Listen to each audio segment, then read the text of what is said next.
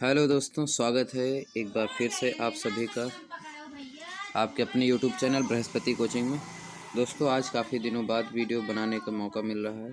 आज दोस्तों हम लोग पढ़ेंगे कोशिका जीवन की इकाई क्लास 11th का है ये चैप्टर, और इसमें हम लोग विशेष रूप से देखेंगे, आपको बता देते हैं, शुरुआत से देख रहे हैं कोशिका क्या है, आज ये चीज़ समझेंगे। ठीक है, तो कोशिका देखो यहाँ पर दिया गया है। कोशिका जैसे कोशिका क्या है, जैसे क्वेश्चन लिखा है तो किताब में दिया है कोशिकीय जीव, मतलब दो तरीके हैं। एक तो हम आपको ऐसे सीधा बता सकते हैं कि कोशिका क्या है ना, और दूसरा ये है कि हम आपको समझा सकते हैं। देखो कोशिका क्या है, इस बात को समझने के लिए सबसे पहले आपको ये जानना ज़रूरी होता है, जैसे कि आप सभी जानते हैं, जैसे घर का निर्माण जो होता है छोटी छोटी ईंटों से होता है ना, बहुत सारी ईंटें मिलकर के घर का निर्माण करते हैं। उसी तरीके से हम लोगों के शरीर का भी निर्माण जो होता है वो कोशिकाओं से मिलकर होता है। तो इसीलिए कोशिकाओं को शरीर की संरचनात्मक और क्रियात्मक इकाई भी कहते हैं।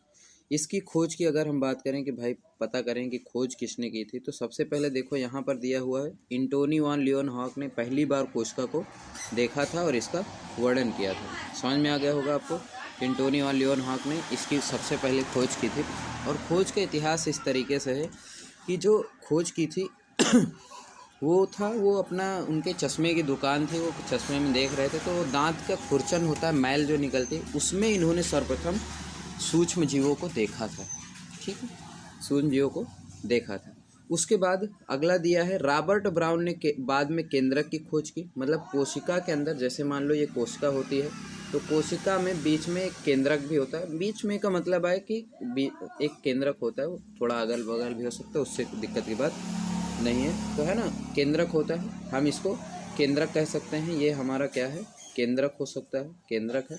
तो केंद्रक कोशिका की खोज तुम्हें पता लग गया कि किसने की, एंटोनी वान लियोनहॉक ने, है ना। और उसके बाद अगर हम देखें कि केंद्रक की खोज सर्वप्रथम किसने की थी, तो केंद्रक की खोज सर्वप्रथम किसने की थी, रॉबर्ट ब्राउन नामक वैज्ञानिक ने की थी। ठीक, उसके बाद हम देखते हैं, सूक्ष्मदर्शी की खोज के बाद, इनके सुधार के बाद फेजेंट्रास व इलेक्ट्रॉन सूक्ष्मदर्शी द्वारा कोशिका के विस्तृत संरचना का अध्ययन संभव हो सका।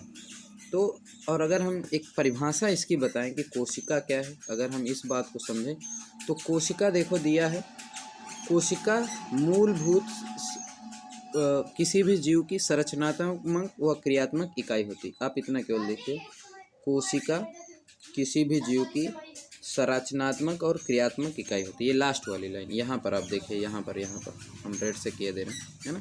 तो इसमें आपको समझ में आ रहा है कि कोशिका क्या होती है। तो सीधा सीधा अब आपको पता लग गया कि कोशिका क्या है, किसी भी जीव की संरचनात्मक और क्रियात्मक इकाई होती है। उसके बाद दूसरी बात आपको पता लग गई कि इस कोशिका की खोज सर्वप्रथम एंटोनी वान लियोनहॉक नामक वैज्ञानिक ने की थी।